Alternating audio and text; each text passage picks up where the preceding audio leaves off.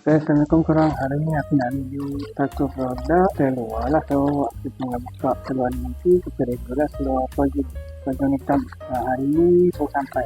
So, hari ni aku nak review lah. Oh, dia full packaging dulu. Daripada lepasan.